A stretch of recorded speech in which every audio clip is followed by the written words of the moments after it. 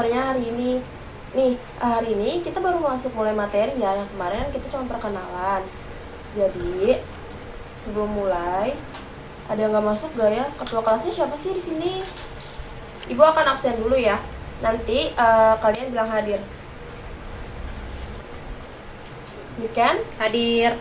Aprilia Putri? Hadir. Alivia Naila? Hadir. Citra Welasari? Saya Bu. Wardah Fiza? Hadir. Nyada Nur Habibah? Hadir. Oke, masuk semua ya berarti ya. Sebelum masuk ke materi, ketua kelas boleh pimpin doa dulu sebentar. Berdoa sesuai agamanya masing-masing, berdoa dimulai. Berdoa selesai. Sebelum memulai materi, supaya kita fokus, Ibu ada ice breaking yang benar-benar seru.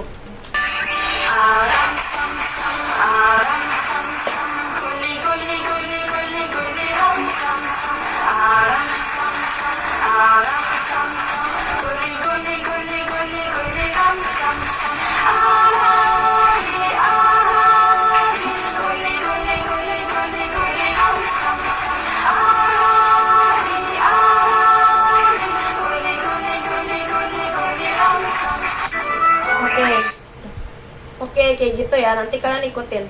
Oke, ayo kita mulai. 1, 2, 3. Udah.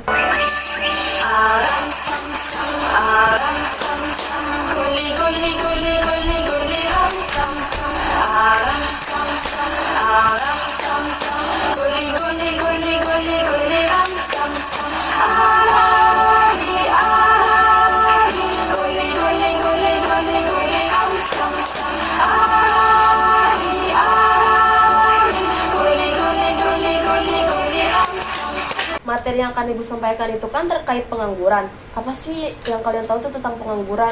Pengangguran adalah sebuah situasi ketika seseorang tidak memiliki pekerjaan. Pengangguran adalah orang yang tidak bekerja sama sekali atau orang yang sedang mencari pekerjaan. Pengangguran adalah orang yang tidak memiliki pekerjaan. Di pengangguran ini kita ada 5 materi yang akan saya sampaikan. Ada 5 submateri yang akan saya sampaikan. Yang pertama itu tentang definisi pengangguran, penyebab dari pengangguran, jenis-jenis pengangguran, dampak dari pengangguran, dan juga solusi dalam mengatasi pengangguran. Apa sih yang kalian tahu tentang pengangguran itu? Karena kan banyak nih di daerah-daerah Indonesia atau di pelosok-pelosok Indonesia itu banyak yang menjadi pengangguran. Terus juga banyak juga yang dia udah pendidikan, istilahnya udah punya pendidikan, tapi pendidikannya itu tuh nggak digunain secara baik.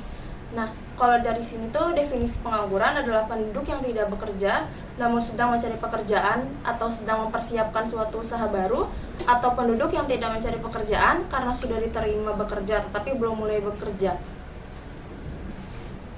Nah, dari definisi itu tuh kita jadi tahu tuh penyebab pengangguran tuh apa aja. Nah, di sini tuh ada 6 kategori. Yang pertama itu lapangan kerja terbatas, yang kedua perkembangan teknologi, yang ketiga PHK atau pengakhiran hubungan kerja, yang keempat itu ada lokasi pekerja, yang keenam ada pendidikan, dan yang ketujuh ada tidak kecocokan. Nah, dimaksud yang lapangan kerja terbatas ini tuh karena kan pencari pekerjaannya banyak, sedangkan lowongan pekerjaan itu sedikit.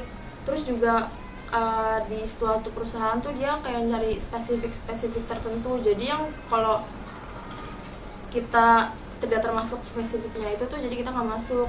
Terus kalau yang di perkembangan teknologi itu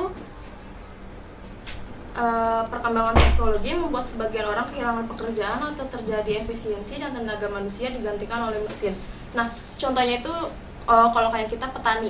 Jadi kan sekarang kalau bajak sawah itu banyak nih yang gunain traktor, jadi udah nggak ada tenaga manusia lagi. Jadi tenaga manusia sekarang udah disingkirkan oleh mesin. Tapi nggak semua perusahaan kayak gitu. Yang ketiga itu ada PHK atau pemutus hubungan kerja. Kayak yang kita tahu nih, kayak kondisi COVID-19 yang kemarin kita alami, itu kan banyak tuh perusahaan yang memutus hubungan kerja supaya perusahaannya tetap berjalan walaupun kondisinya nggak stabil. Jadi salah satu solusinya itu tuh pemutus hubungan kerja. Jadi banyak banget kayak orang tuh yang diputus hubungan kerjanya selama masa pandemi COVID. Nah, yang keempat itu ada lokasi pekerja. Maksudnya itu tuh di sini rumah atau lokasi istirahatnya si pekerja ini tuh jauh dari tempat kerjanya. Jadi misalkan nih kayak kita yang ada di daerah, misalkan ada di daerah pelosok, kita mau mencari kerja nih, kan kalau di daerah pelosok itu lowongan kerjanya kan sedikit, jadi nggak memungkinkan kita buat nyari kerjaan di sana kan. Nah, jadi tuh orang-orang tuh pada kayak merantau ke daerah-daerah yang besar seperti kayak Jakarta, Kalimantan, terus Bekasi, Karawang, Cikarang gitu buat nyari pekerja. Jadi tuh itu yang dimaksud lokasi bekerja. Nah, kalau di nomor 5 ini tentang pendidikan itu, contohnya itu tuh pendidikan yang tidak berkualitas membuat para pekerja memiliki keterampilan yang buruk sehingga mereka tidak mendapatkan pekerjaan sesuai dengan harapan mereka. Maksudnya kan kalau sekarang kan apa-apanya tuh semua perusahaan dipatokin untuk misalkan spesifikasinya untuk D1, S1 atau S2 segala macam. Jadi buat kita yang kayak misalkan lulusan cuma sekolah SMA atau SMK itu mereka pada pesimis. Kalau yang terakhir itu ketidakcocokan. Maksudnya itu kriteria di dalam pekerjaannya. Perusahaan membutuhkan tenaga kerja dengan skill tertentu, sedangkan para pelamarnya memiliki skill yang sangat berbeda yang tidak sesuai dengan apa yang ada spesifikasi di lamarannya itu.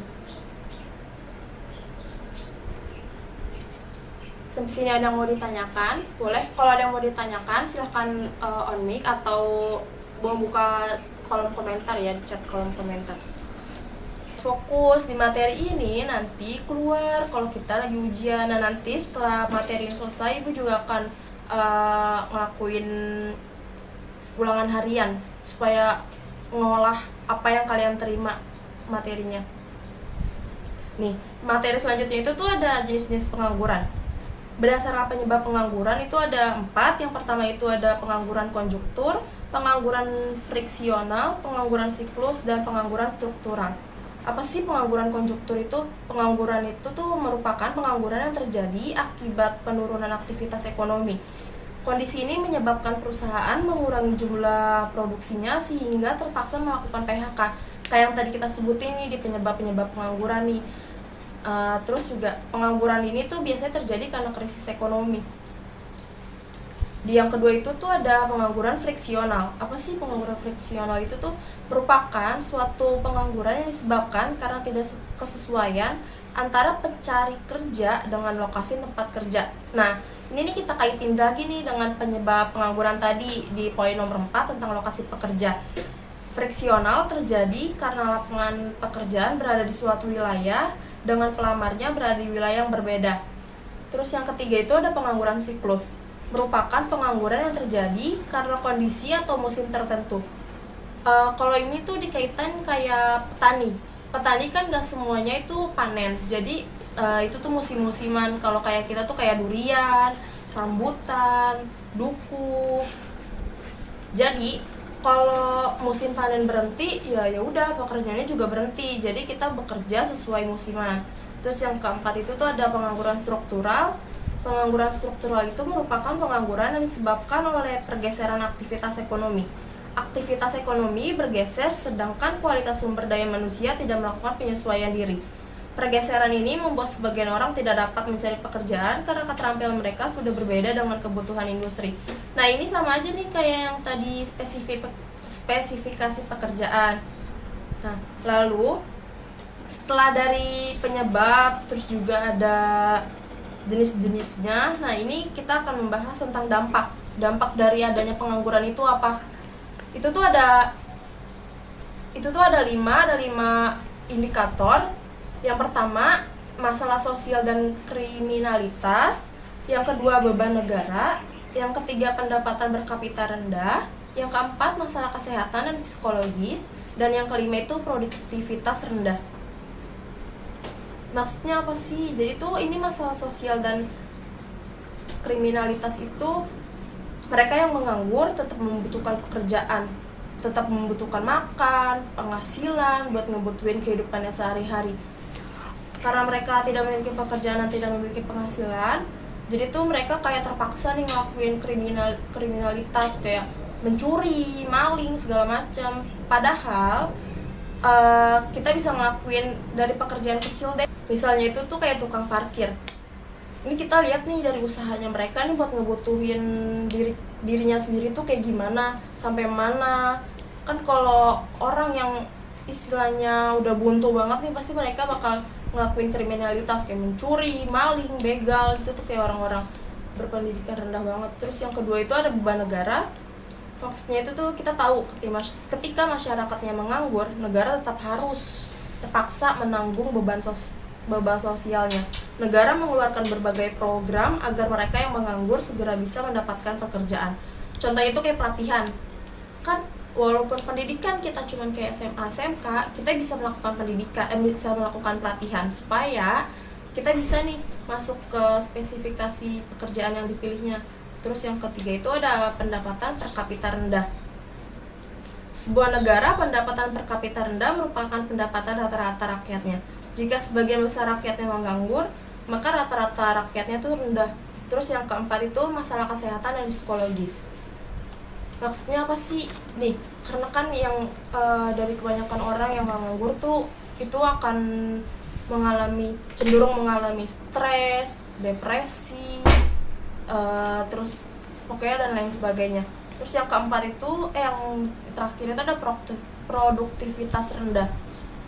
Maksudnya itu tuh mereka yang menganggur tidak dapat beraktivitas, tidak dapat menghasilkan apapun yang bernilai ekonomi, sehingga produktivitas negara menjadi rendah. Dari yang sudah kita jelaskan tentang penyebab, jenis, dan juga dampaknya, baru nih kita masuk ke solusi. Gimana sih cara solusi tuh untuk mengatasi pengangguran itu tuh? Ini ada 4 indikator. Yang pertama, pendidikan yang berkualitas. Yang kedua, investasi. Yang ketiga, kewirausahaan. Dan yang keempat, program pelatihan. Kalau yang pertama, pendidikan yang berkualitas, itu apa sih? Kita tahu nih bahwa pendidikan merupakan sesuatu yang sangat penting buat kita, karena berhasilnya sebuah pekerjaan itu tuh pasti dari pendidikan yang berkualitas yang kita dapatin. Terus yang kedua itu tuh tentang investasi. Investasi dapat membuka lapangan usaha. Tingginya nilai investasi membuat banyaknya usaha baru tuh tumbuh. Tumbuhnya usaha-usaha baru tersebut sebenarnya mampu menciptakan lapangan kerja, sehingga dapat mengurangi nilai pengangguran terjadi di suatu wilayah. Jadi pemerintah harus selalu berupaya nih untuk mendorong lahirnya investasi untuk mengatasi masalah pengangguran. Nah, yang ketiga itu ada kewirausahaan. Kewirausahaan itu tuh maksudnya nih kita tahu nih, wirausaha menjadi salah satu hal yang sangat penting dalam sebuah negara. Kewirausahaan dapat mendorong tumbuhnya usaha-usaha kecil di masyarakat. Jadi walaupun kita belum dapat pekerjaan nih, tapi kita bisa membuka suatu pekerjaan baru. Contohnya kita kayak dagang nih. Jadi semoga usaha yang kita bangun ini nantinya maju, jadi kita bisa nih membuka lowongan pekerjaan, bisa masukin orang untuk bekerja. Nah, yang terakhir itu ada program pelatihan. Ini diharapkan mampu memiliki skill dan keterampilan yang bagus dengan mengikuti berbagai program pelatihan yang selama ini dilakukan oleh pemerintah. Nah, ini nih maksudnya tuh di dampak pengangguran, kan tentang masalah sosial dan kriminalitas gitu-gitu. Selesai sudah pemaparan materi yang sudah Ibu sampaikan. Sampai sini ada yang ditanyakan apa enggak tentang terkait pengangguran kayak atau apa gitu? Boleh, silakan tanya-tanya aja. Untuk minggu depan, ini tugas dari pengangguran itu tuh tentang tugas kelompok ya. Nanti Ibu akan kasih lembar kerjanya kayak gimana di WhatsApp grup. Nanti satu kelompok itu terdiri dari 5 orang. Sesudah itu nanti dipresentasikan di minggu depan. Jadi minggu depan Ibu akan ngasih materi lagi sama kalian yang presentasi. Ibu cukupkan sampai sini. Wassalamualaikum warahmatullahi wabarakatuh.